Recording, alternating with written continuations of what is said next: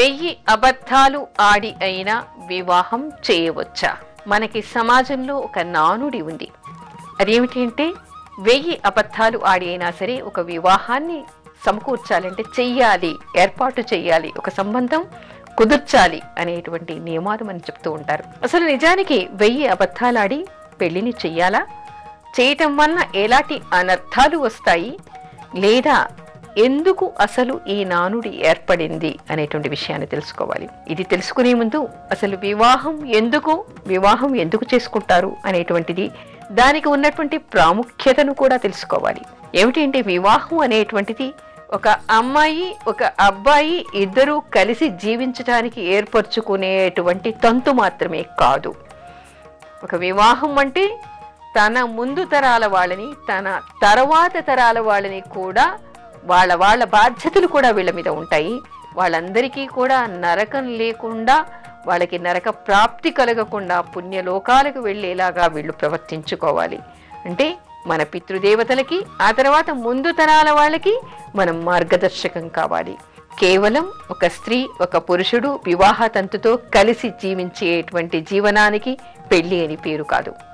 ఆ ఇద్దరూ కలిశారు అంటే ఎన్నో బాధ్యతలు వాళ్ళకి ఉంటాయి. సంసారికమైనటువంటివి, ఆధ్యాత్మికమైనటువంటివి, సామాజికమైనటువంటివి అనేక బాధ్యతలు వాళ్ళిద్దరికీ ఉంటాయి. అలాంటి వాటి కోసం, అలాంటి మహత్కార్యం కోసం ఏర్పడేటువంటి వివాహ తంతు కోసం ఒక దంపతులిద్దరిని, ఒక స్త్రీని ఒక పురుషుడిని కలపడానికి ఏర్పడేటువంటి ఈ తంతుకి, దీనికోసం ఈ మహత్కార్యం కోసం అని చెప్పేసి 1000 అబద్ధాలు ఆడి అయినా ఒక వివాహం చెయ్యాలి అనేటువంటిది పూర్వీకులు అనుకుంటూ ఉండేవాళ్ళు.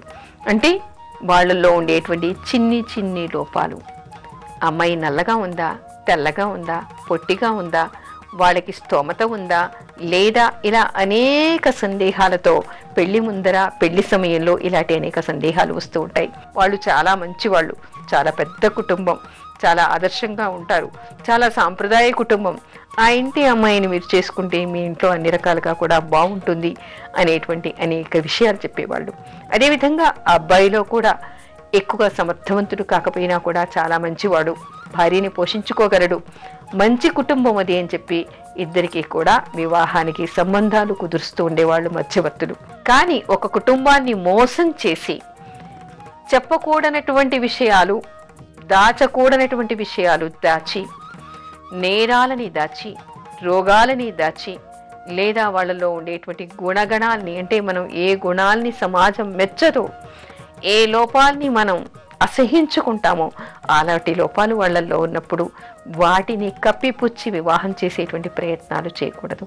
అలా చేయటం వల్ల అవి తెలిసిన రోజు ఎప్పుడు కూడా ఆ కాపురం నిలవదు, తద్వారా వాళ్ళు విడాకులు తీసుకుంటారు. ఈ రోజుల్లో ఏమిటి, మనకి న్యాయపరంగా కూడా విడాకులు తీసుకోవడం దోషం కావట్లేదు, చాలా సులభంగా విడాకులు వచ్చేస్తూ ఉన్నాయి. సమాజంలో కూడా విడిపోవడం పెద్ద నేరంగా ఈ రోజుల్లో చెప్పుకోవట్లేదు. అందుకని సమాజం చెప్పుకున్నా చెప్పుకోకపోయినా, న్యాయపరంగా అలాంటివి లభించినా లభించకపోయినా, మానసిక అశాంతి, ఒక రెండో వివాహం అంటే విడిపోవడం అంటేనే, భార్యకి కానీ భర్తకి కానీ విడిపోవడం అంటేనే అది మానసికంగా ఎంతో వేదన కలిగించేటువంటి విషయం, ఎన్నో రకాలుగా వాడికి బాధ కలిగించేటువంటి విషయం. అందుకని అలాంటి బాధలు ఆ జంటకి కలగకుండా ఉండాలి అంటే చెప్పకూడనటువంటి లోపాల్ని కప్పిపుచ్చి పెళ్లి చేసేటువంటి ప్రయత్నం ఎవరు కూడా చేయకూడదు. అలా చేయకుండా ఉన్నది ఉన్నట్టుగా చెప్పి ఆ సంబంధాన్ని కుదర్చడం వల్ల ఆ జంటలు కలకాలం కలిసి ఉండేటువంటి అవకాశం ఏర్పడుతుంది.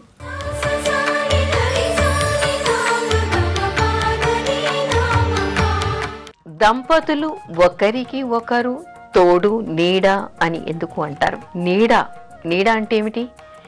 ఎప్పుడు కూడా ఆ వ్యక్తిని ఆ నీడ వదిలిపోదు. అతను బ్రతికి ఉన్నంత కాలం ఎక్కడ నడిచినా ఎక్కడ ఉన్నా ఆ నీడ అతనిని వెంటాడుతూనే ఉంటుంది. అతనే కాదు, ఆమెనా సరే. అంటే ఇక్కడ అర్థమయ్యేటువంటిది, దీనిలో ఉండేటువంటి అంతరార్థాల్ని కూడా మనం గమనించాలి. నీడ మనని వదలదు, కానీ నీడకి ప్రాణం లేదు, నీడకి చేతలు ఉండవు, నీడ ఏమీ చేయలేదు.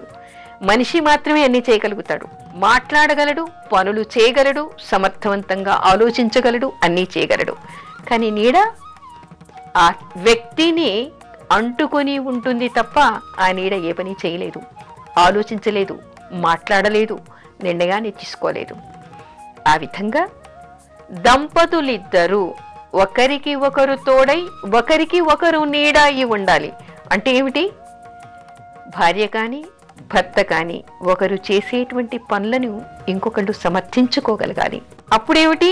ఒకళ్ళు చేసేటువంటి పనిని ఇంకొకళ్ళు సమర్థించారు అంటే ఒక నీడలాగా వెన్నంటి ఉండాలి. అంటే నా నిర్ణయం ఇదే, నువ్వు ఇలా చేయకు అనేటువంటి మాట కాదు. నేను నువ్వు చేసేదాన్ని సమర్థిస్తూ ఉన్నాను, ఇంకా నేను దానికి అడ్డు మాట్లాడను, అడ్డుగా ఏమీ చెయ్యను. ఆ తర్వాత నాలాంటి నిర్ణయం, నా నిర్ణయం అంటూ ఏమీ లేదు, నేను నీ వెనకనే వెన్నంటి ఉన్నాను, నీవు చెప్పే దారిలో నేను నడుస్తూ ఉన్నాను అని నీడలాగా నడవటం. అంటే నేను అనేటువంటిది ఇక్కడ ముఖ్యంగా తెలుసుకోవాల్సింది ఏమిటి? నేను అనేటువంటి మాటని దంపతులిద్దరూ కూడా మర్చిపోవాలి. ఆమె చెప్పింది అతను చెయ్యాలి, అతను చెప్పింది ఆమె చెయ్యాలి. లేదా ఒకరు చేస్తూ ఉంటే ఇద్దరి అవగాహన స్థాయి ఒకే రకంగా ఉండదు, ఇద్దరి ఆలోచన పద్ధతి ఒకే రకంగా ఉండదు. కొన్నిటిలో అతనికి సమర్థత ఉండవచ్చు, మరికొన్నిటిలో ఆమెకి సమర్థత ఉండవచ్చు. అలాంటప్పుడు సంసారంలో ఇద్దరూ అన్ని పనులను సమర్థవంతంగా ఒకే రకంగా చేయలేరు. అలాంటప్పుడు ఏమిటి? అతను ఏ పనిని సమర్థవంతంగా చేస్తాడో, చేయగలడో గమనించి ఆమె అతనిని వెన్నంటి నీడలా మాత్రమే ఉండాలి, తోడుగా ఉండాలి. అదేవిధంగా ఆమె కొన్నిట్లలో సమర్థవంతంగా చేయగలదు. అలాంటి పనులకి అతను అడ్డు చెప్పకుండా ఆమె వెంట తోడుగా ఒక నీడలా మాత్రమే ఉండాలి. నీడ ఏ పని చెయ్యలేదు, నీడ అడ్డు మాట్లాడలేదు, నీడ ఆలోచించలేదు. అదేవిధంగా ఇక్కడ కూడా ఒకరు చేసేటువంటి సమర్థవంతమైన పనిని మరొకరు నీడలా వెన్నంటి వాళ్ళకి తోడుగా ఉండాలి తప్ప అడ్డు చెప్పి పోట్లాడి అహంకారంతో అరుచుకుని కొట్లాడుకుని ఖర్చుకుని విడిపోవడం లాంటివి చేయకూడదు. ఏం చెయ్యాలి? ఎవరి సమర్థత ఏమిటి, ఎవరు ఏది బాగా చేయగలరు ఆ పనిని వాళ్ళకి వదిలేసేయాలి. ప్రతిదానిలో తగదునమ్మా అని ఇది నా మాటే సాగాలి, నేనే చెప్పాలి, నేను భర్తను కదా, నేను చెప్పిందే సాగాలి, నేను చెప్పిందే చెయ్యాలి, నేను చెప్పిందే వేదం అని కొంతమంది అబ్బాయిలు అనుకుంటూ ఉంటారు. మరికొంతమంది అమ్మాయిలు ఏమిటి? ఎంతసేపు వాళ్ళ మాటే సాగాలా, నా మాట సాగకూడదా, నేను చెప్పింది కూడా చెయ్యాలి, నేను ఇది చేస్తాను, చేసి తీరుతాను. అసలు ఏ పనిని ఎవరు ఎందుకు చెయ్యాలి అనేటువంటి అవగాహన వాళ్ళిద్దరిలో ఉండాలి. కొన్ని అతను చేయవచ్చు, కొన్ని ఆవిడ చేయగలగవచ్చు.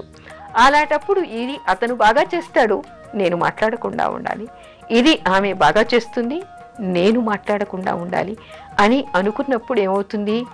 చెరిసగమై ఒకరికి ఒకరు తోడై ఒకరికి ఒకరు నీడై జీవితాంతం బ్రతికి ఉన్నంతకాలం మన నీడ మనని వదలనట్టుగా భార్యాభర్తలు ఒకరికి ఒకరు తోడు నీడై జీవితాన్ని సాగించాలి. అలా చేసినప్పుడు చూడ్డానికి ఎంత ముచ్చటగా ఉంటుంది, ఎంత అందంగా ఉంటుంది. అందరూ ఏమనుకుంటారు? ఆయన ఏది చేస్తే ఆవిడది మెచ్చుతుంది, ఆయన ఏది చేస్తే ఆవిడది ఒప్పుకుంటుంది అని కొంతమంది అనుకుంటారు. కొన్ని పనులలో ఆవిడ చెప్పిందే వేదం, ఆయన హాయిగా అడ్డు చెప్పకుండా నడుచుకుంటాడు అని ఆ జంటని అందరూ మెచ్చుకుంటారు. అందుకని ఇక్కడ కావలసిందల్లా ఏమీ లేదు. ప్రతిదానికి నేనంటూ ముందుకు దుక్కకుండా నేను అనే అహాన్ని చంపుకొని ఒకరికి ఒకరు ఎవరి అవగాహన స్థాయి ఏమిటి, ఎవరు ఏది సమర్థవంతంగా చేయగలరు ఆ పనిని వాళ్ళకి వదిలేస్తే సరే, మిగతా వాళ్ళు నోరు మూసుకుంటే సరి. అలాంటప్పుడు అసలు పోట్లాటలు లేవు, చికాకులు లేవు, అహంకారాలు లేవు. హాయిగా సమర్థవంతంగా చేయగలిగినటువంటి వాళ్ళు ఏ పని కూడా అడ్డు లేకుండా విజయాన్ని సాధించుకుని రాగలరు. మనకి కావాల్సింది ఏమిటి సంసారంలో? వాళ్ళు చేసేటువంటి పనులు విజయవంతంగా ఉండాలి, ఆ పనులన్నీ బాగుండాలి, ఆ సంసారానికి ఆనందం రావాలి, పిల్లలు భార్య భర్త కుటుంబ సభ్యులంతా కూడా హాయిగా ఉండాలి, సంసారం సజావుగా సాగాలి. అంటే ఏం చేయాలి? నేను అనేటువంటి పదాన్ని భార్య భర్త ఇద్దరు కూడా మరిచిపోవాలి.